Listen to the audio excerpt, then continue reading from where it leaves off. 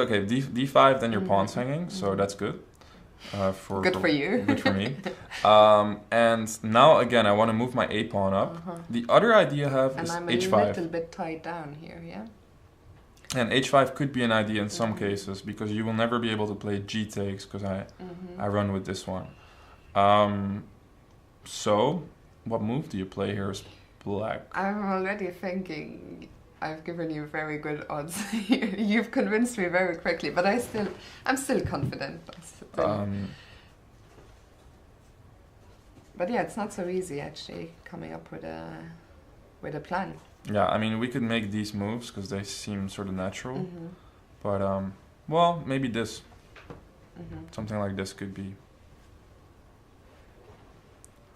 Again, trying to just open up the position. Although, Anish likes his pawns. And so the good thing about a triplet is that it does shield some of these squares. It's really annoying that this f7 pawn is hanging with check. Yeah. I don't know if I've given you very good odds, by the way. I still think this is very likely a draw, but I mean, obviously there has to be some ideas. Like a4 is just about to. I think a4 is about to appear. Yeah. I really like this position, Fiona, because I feel like I can oversee it very nicely. And I think Anish likes it too, because it's like, it's easy to understand what White's options are here.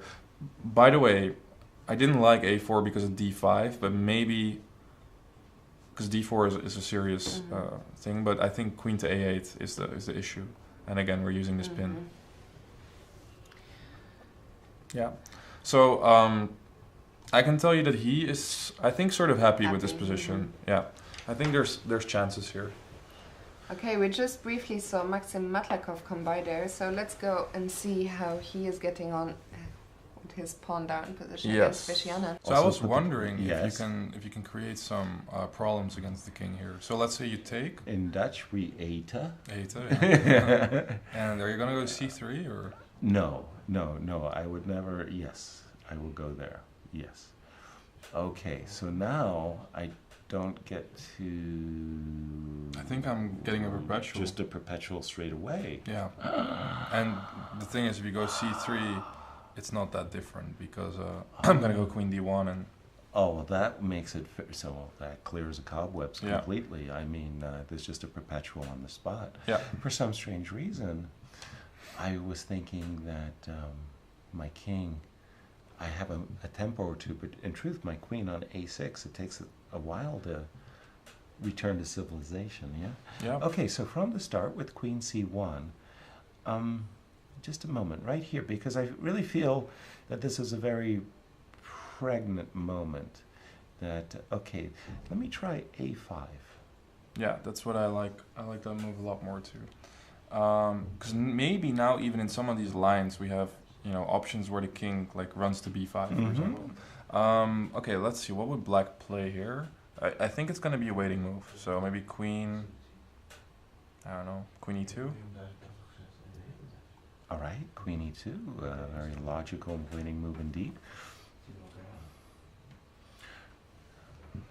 Okay, I have this trick. You're not going to fall for it, of course, but I'll go queen f8. Yeah, you're talking about the pawn ending? No, I'm hoping that you'll play queen f2, for example. Yeah, queen f2 is queen f3. really falling for it. Yeah, that's when I want to play h5 takes and g6, and then g7 is unstoppable. Right.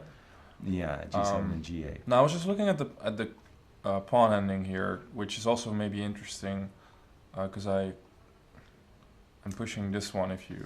Yeah. But it feels like it shouldn't be.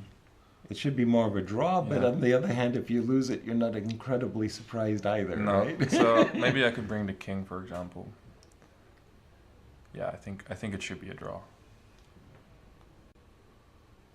I'm still trying to decipher it myself. I'm not 100% certain, Robin. So if I go king b3, king a4, you're just going to play d5, yeah? Or something like that. So I can't, somehow I want you to move, right? Yeah, and I'm going to get my king here, actually, if you move back. So. Yeah, okay, so I played it crudely and poorly. Yeah. But other than that, my moves were really good. Yeah. Okay, so yeah, I have to be a little bit more sophisticated. Very difficult and awkward task. Yeah, it feels draw. Yeah, it's probably draw. Yeah, okay, it's probably nothing draw. to say. So then I could go queen e8. That means you have to go queen g7. Yeah, somehow Maybe you're- still some old tricks there, but Yeah, it doesn't really feel to me like this is a big deal. exactly. Yeah. It doesn't feel like a big deal. But okay, Anish will try. How about Vladimir? Yeah, let's Will have a look. Vladimir try? That looks like a much better move. Yeah. Robin, I'm warming up to that move big time. Can I play? Queen h2. Queen h2, king d7, right? Right, and then Queen h6. Something. Or I thought here maybe. Ah, all right. But then you go king c6. Right. Yeah, and I was queen f1, but you just move back, Right. and I don't think I'm making any progress. So let's try queen h6. Right.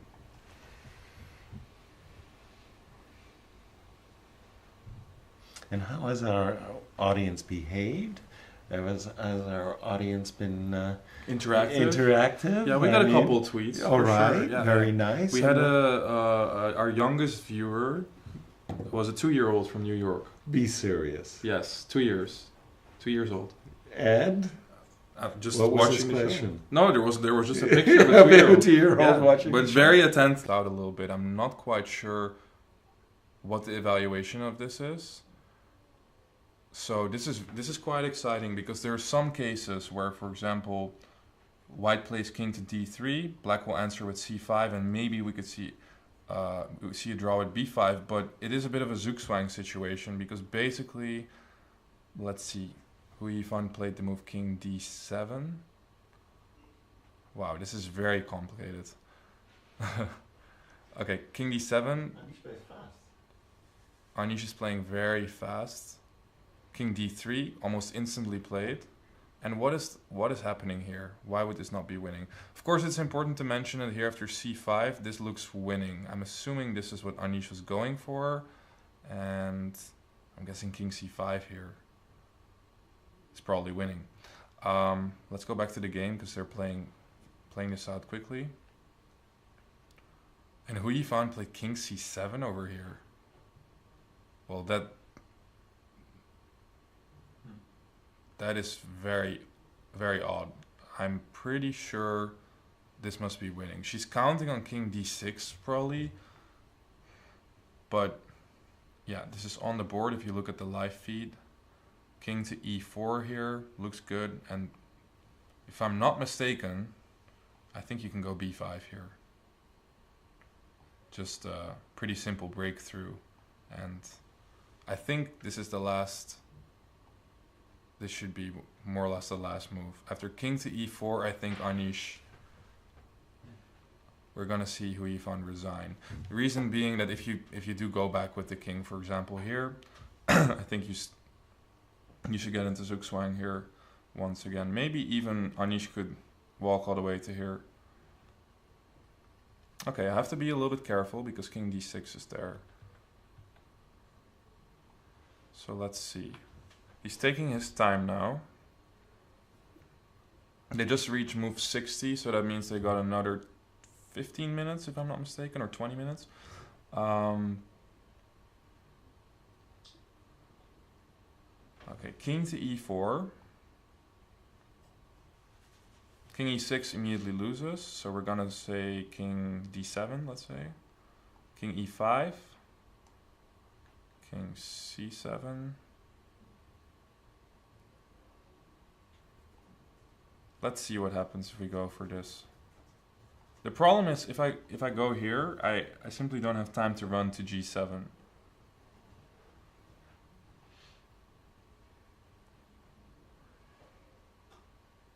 King c7.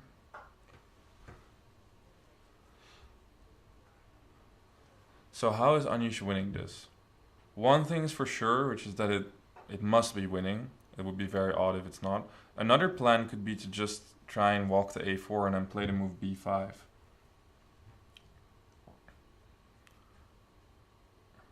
So this is the current position. So what happens if king c3? King d6 would immediately lose because of king d4, I believe. So maybe king c3, king d7, king b3, king goes somewhere. Maybe this is the right way to do it. Moving the king to a4 and then going for b5. That looks sensible to me. I'm not sure what's wrong with that plan. Let's see if Anish is going to go for it.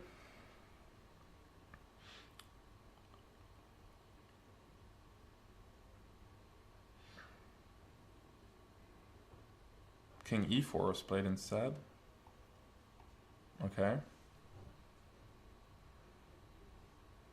So king d7 again.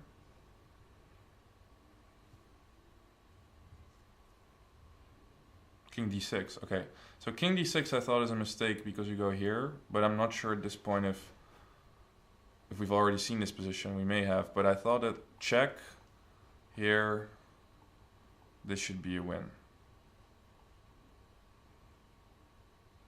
Can you just walk to the king side? Maybe king e6. Maybe it's not a win. Looks like a win though. King somewhere and then c5.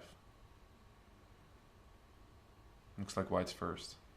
Yeah, king d4 was played, and if I'm not mistaken, that was Hou Yifan resigning. Yeah. So I think the line we just had looks winning to me. There might be king c3 immediately too. This is another way to win, it seems. But I think that was fine too. So takes. Let's say here, and then just run to c8. You're faster. Okay, so yeah, the entire game I thought this was Anish had some chances, but last time when we checked in with Yasser, I wasn't sure anymore. For those who didn't see, this came from a queen ending, and right around here I thought it's very little. So I'm gonna wrap up. This was the last game in the A group for today. Anish, a victory over Yifan Hou. Were you sort of lucky in the ending? Yeah, obviously. I mean, it was a little bit similar to our previous game. I was putting a little bit of pressure throughout the whole game, but it is not enough to win normally. But okay, I have to do what I have to do, and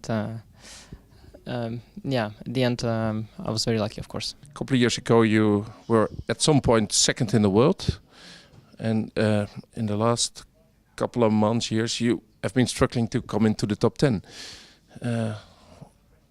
How did you work on that situation? Well, I could be like Levon Aronian and say that, I still consider myself to be world number 2. In fact, I had never been world number 2. I've been world number 2 once for a couple hours. I won my game against Wojtaszek in Qatar Open, and Vladimir Kramnik was world number 2. For some reason, I opened the website at that moment. Yes, and Vladimir Kramnik was playing his game, and I already finished my game. And he was world number 2, and with that game I overtook him, but he won his game, and the same day I became world number 3 again. Yeah, I had some good results before. I've been very steady. Mostly my sort of downfall, so whatever you call it. I played very badly in 2 tournaments in a row. At some point in the Bilbao, I lost 3, and in Singfield Cup, I had 2 tournaments with 3 losses and no wins, and that was an enormous blow to my rating. And ever since, I didn't have such blows anymore. But yeah, I didn't manage to quite get back. But it's normal. I mean, there are always people look at themselves, when they ask such question, and they always say that, yeah, I was struggling with something, but then, I had an enlightenment. In fact, you should always keep in mind that there are many players who play this game, and we are all playing each other. So, I let go a little bit of my form. Someone like, Levon Aronian, for example, had a very good run, Shahriar Mamediyarov, and then it always happens that someone is a bit off, the other guy takes over. So yeah, it also has to do with other players doing well, and I was obviously quite lucky the moment when I was world number 3. I was getting a lot of luck everywhere. Lately it's been a bit tougher. I hope to get some luck again in the future. Okay. After the first round, nothing can be said. You're leading the tournament with Anand and Kramnik. Would you be surprised if they would continue to do very well in this tournament? Yeah, so far indeed 3 veterans are doing very well in the tournament. But one game doesn't mean anything. it is for Kramnik and Anand. It is very good because they have both been rather unstable. I mean, I have been stable bad player. They have been unstable, and sometimes they have very good results. And for these two, the good start is very very important.